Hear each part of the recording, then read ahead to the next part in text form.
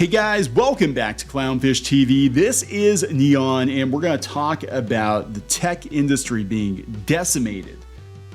It's awful. Microsoft is laying off 10,000 employees. Amazon's laying off like 18,000 employees. This is on top of so many other tech companies, social media companies laying off massive amounts of people. The free ride is over.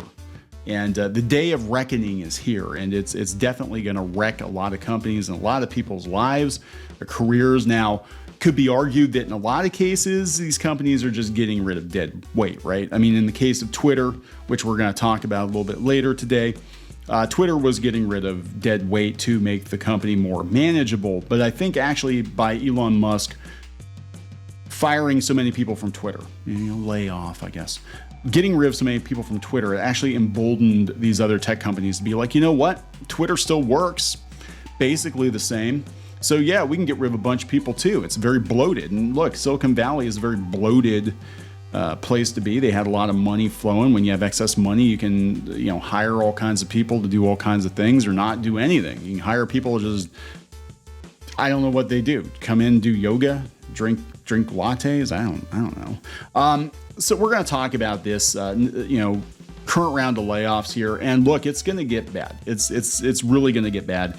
I think that we're going to see a lot of layoffs in, especially pop culture blogs, because they're very, very unnecessary and the advertising revenue is running out. I would not be shocked to see Kotaku and or Polygon get sold or shut down by the end of the year, because I am hearing that things are not good at a lot of these publishers.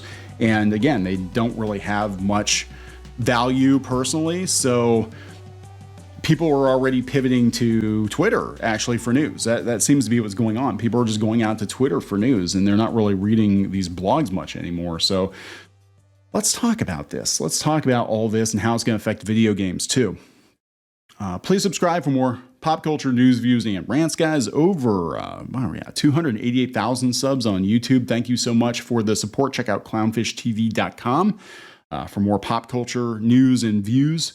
And so this is coming from CNBC. Microsoft is laying off 10,000 employees. This is bad. Microsoft said Wednesday it's letting go of 10,000 employees through March 31st as the software maker braces for slower revenue growth. The company is taking a $1.2 billion charge in the fiscal second quarter that will result in a negative impact of 12 cents to earnings per share. Alphabet, Amazon, and Salesforce are among the technology companies that have lowered their headcount in recent weeks. Yeah, Amazon's laying off like 18,000 people, something like that, or 8,000 people. The contraction comes after demand for cloud computing and collaboration services picked up as enterprises, government agencies, and schools encourage remote work to reduce COVID exposure. That is partially true. Things blew up during the pandemic. Streaming blew up and online sales blew up, and a lot of companies just kept hiring and hiring and hiring, thinking that like it was never going to end. Like we were never going to leave the pandemic. And if certain people had it their way, the pandemic would still be a thing. We'd still be in our houses and, wearing masks inside of our houses and never leaving our houses and living off of government subsidies. But thankfully, that is not currently the case for most people. Rising prices have prompted companies to become more careful about technology spending, hurting prospects for the tech stocks that outperformed other market sectors year after year. Microsoft and its peers are taking stock in this. In July, Microsoft said it will trim less than 1% of employees. October confirmed an additional round of job cuts that reportedly affected fewer than 1,000 workers. I'm confident that Microsoft will emerge from this stronger and more competitive, said the CEO of Microsoft, Satya Nadella, told employees in a memo that was posted on Microsoft's website. The move will reduce Microsoft's headcount by less than 5%. So it's not massive, but if you're one of the people getting cut, it is. And some employees will find out this week if they're losing their jobs. Microsoft shares moved modestly higher at the U.S. Open after the announcement. The workforce adjustment will hit all teams and geographies, with more impact coming to sales and marketing than engineering, company said. That is actually true. A lot of the cuts, a lot of these companies, sales and marketing, they're like two of the things that get cut almost immediately. And I can tell you, as someone who's gotten laid off before, actually both times I got laid off, I was working in the marketing department, because that is one of the first things that people cut. They cut advertising. And that's a domino effect, because they're cutting advertising. A lot of websites and influencers and stuff like that that depend on advertising. Well, they lose advertising. Then they cut their sales team, their advertising team at the companies that sell the advertising, and then they bring in less revenue that way.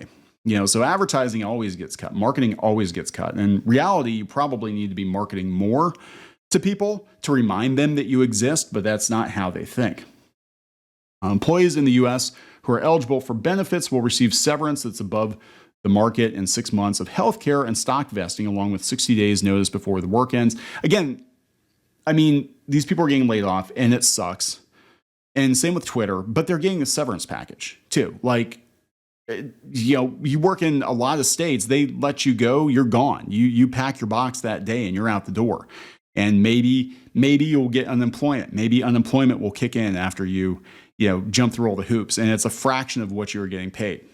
Not that I'm writing from experience, but I'm just saying there are states out there where when you are shit canned, you're shit canned, and that is it.